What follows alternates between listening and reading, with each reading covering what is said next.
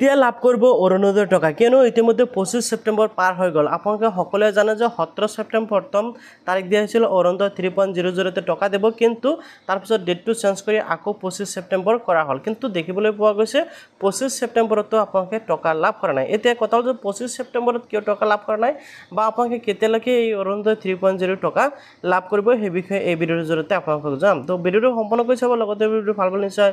like কৰি পেজটো ফলো কৰি share এটা মাৰিবলৈ পাহৰি নাযাব তো প্ৰথমতে মই আপোনালোকক জনাই দিছোঁ আসলতে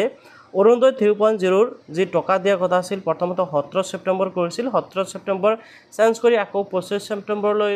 লৈ যোৱা হৈছিল বিটিসি ইলেকশ্যনৰ বাবে ঠিক আছে সেই সময়ত দেখিবলৈ পোৱা গ'ল যোৱা 25 সেপ্টেম্বৰৰ আগতে 19 সেপ্টেম্বৰ দিনাখন অনাকাংক্ষিতভাৱে অসমৰ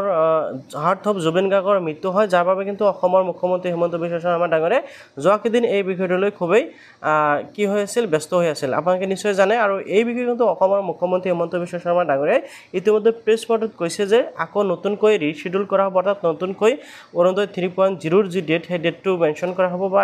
ডেট এটা ধাৰ্য কৰা হ'ব আৰু সেই ডেটত আপোনালোকে টকাটো লাভ কৰিব তো মই এবাৰ আপোনালোকক শুনাই দি আছোঁ মুখ্যমন্ত্ৰী ডাঙৰীয়াই কি কৈছিল ৰাজ্য চৰকাৰে পূৰ্বে নিৰ্ধাৰিত কৰি থকা মহিলা উদ্যমিতা যোজনাৰ সভা অৰুণোদয় সভা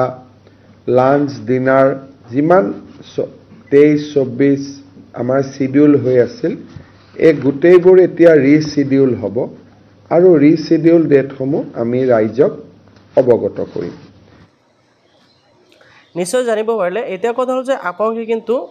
অৰুণোদয় আঁচনি টকা নিশ্চয় লাভ কৰা নাই যদি আপোনালোকে কোনো ধৰণৰ চিন্তা কৰিব নালাগে বা আপোনালোকে একো টেনশ্যন নকৰিব কিয়নো আপোনালোকে নেক্সট এটা ডেট আপোনালোকক দিয়া হ'ব আৰু সেই ডেটত কিন্তু আপোনালোকে টকাটো লাভ কৰিব গতিকে আপোনালোকে নতুন ডেটটো আপোনালোকে জানিবলৈ বা কেতিয়া আপোনালোকে টকাসমূহ লাভ কৰিব সেই বিষয়ে জানিবলৈ আপোনালোকে এতিয়া চেনেলটো ছাবস্ক্ৰাইব কৰিব আৰু যদি ভিডিঅ'টো ফেচবুক চাইছে পেজটো ফলো কৰি ৰাখিব লগতে ভিডিঅ'টো এটা শ্বেয়াৰ কৰি দিব ঠিক আছে তো আখৰ আপোনালোকে নিশ্চয় জানিব পাৰিলে যে অৰুণোদয় আঁচনি টকা পোৱা নাই যদি আপোনালোকে কোনো ধৰণৰ চিন্তা কৰিব নালাগে আপোনালোকে অহা কিছুদিনৰ ভিতৰত কিন্তু অৰুণোদয় 3.00 তে যি টকা সেই টকাটো লাভ কৰিব